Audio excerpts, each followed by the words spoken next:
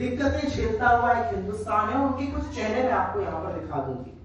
जैसा कि कहा गया, आज की तारीख में युवाओं की बेरोजगारी भयावह है। अगर आप स्नातक हैं, ग्रेजुएट हैं, तो 29% लोग बेरोजगार हैं।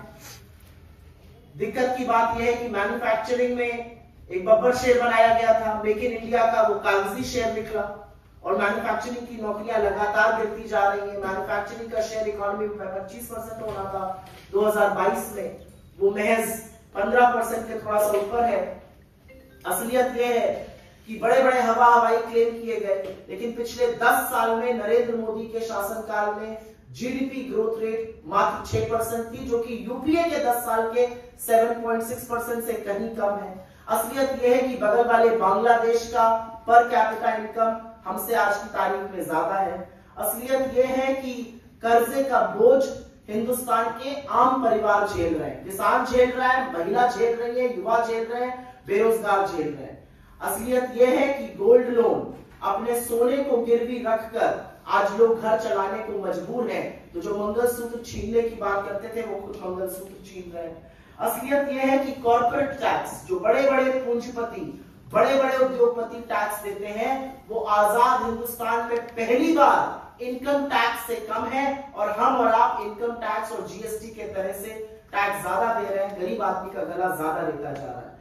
बहुत चरण वंदन करते हैं टीवी चैनल पर आकर, और अगर आप सामने उनके माइक लगा दीजिए, लेकिन हिंदुस्तान के पूंजीपति नरेंद्र मोदी जी की नीतियों पर विश्वास नहीं करते हैं। वो इन्वेस्टमेंट करने को, निवेश करने को नहीं तैयार, और इसीलिए निवेश की जो दर है, इन्वेस्टमेंट का जो रेट है, वो लगातार गिरता गया है। असलियत यह है कि लाल आंखें दिखानी थी चीन को, लेकिन चीन के साथ व्यापार सबसे ज्यादा किया नरेंद्र मोदी ने, और 83% से ज्यादा ग्रोथ चीन से आए हुए, आयात किए हुए सामान की हुई। हमारे डोमेस्टिक कैपिटलिस्ट को, डोमेस्टिक उद्योगपतियों को तो नहीं भरोसा है।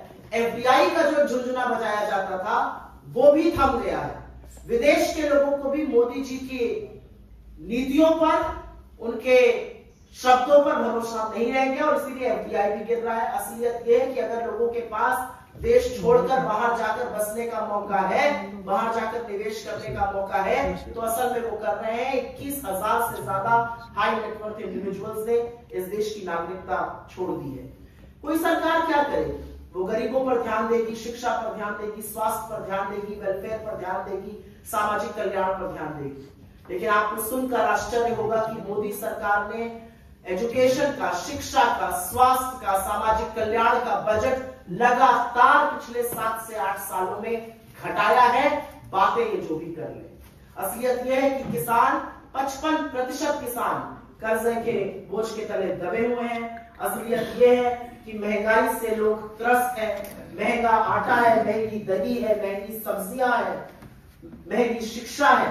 रुपया जो कि दुबला होता जा रहा था जब नरेंद्र मोदी इस देश के मुख्यमंत्री थे, उनको 58 में दिया गया था, श्री चिदम्बरम ने उनको 58 में दिया था, वो 87 पर पहुंच गया है। असलियत यह है कि जो चंद पूंजीपति मोदी जी के जिगर के टुकड़े हैं, उनको सारी सुविधाएं मिल रही है, उनके लिए नीतियां बन रही है।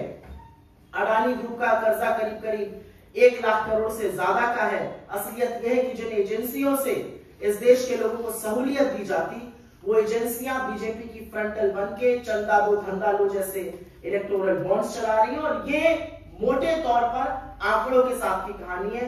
मैं 2 मिनट में आपको ये कहानी 4 तस्वीरों से बयां करना चाहती हूं। ये तस्वीर सुमन की है। सुमन उत्तर प्रदेश के एटा की रहने वाली थी।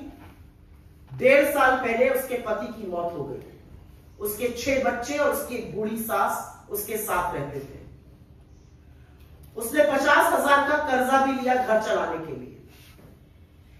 एक दिन जब वो आटा निकालकर रोटी बनाने के लिए गई, तो सिर्फ 6 रोटियां बन पाई। 6 रोटियों का आटा था, 8 लोग खाने वाले थे।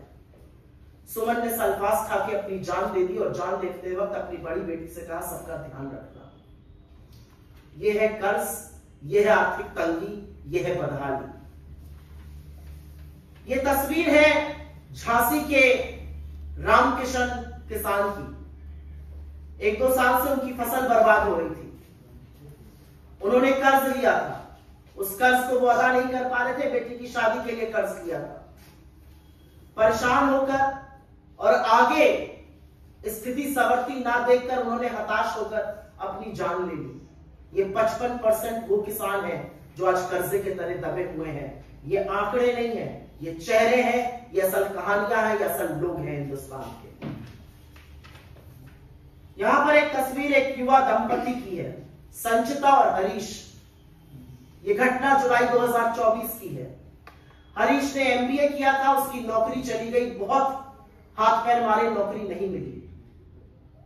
हरीश ने बनारस का रहने वाले थे, अपने घर में फांसी लगा के जान दे दी। और जब ये खबर उसकी पत्नी संचिता को मिली तो उसने गोरखपुर में अपनी जान दे दी। ये बेरोजगारी है इस देश की, ये आंकड़ा नहीं है, ये चेहरे हैं, ये असलियत है। आर्थिक तंगी से 22,000 से ज्यादा लोग अपनी जान दे चुके हैं। और ये फोटो बस एक पुणे की ऑफिस की दिखा रही हूं आपको। 100 लोगों के फ्रेशर्स की नौकरी लगनी थी और लाइन का अंत नहीं हो रहा था। हजारों लोग 100 लोगों की लाइन में लगे हुए थे। ये पुणे की तस्वीर है।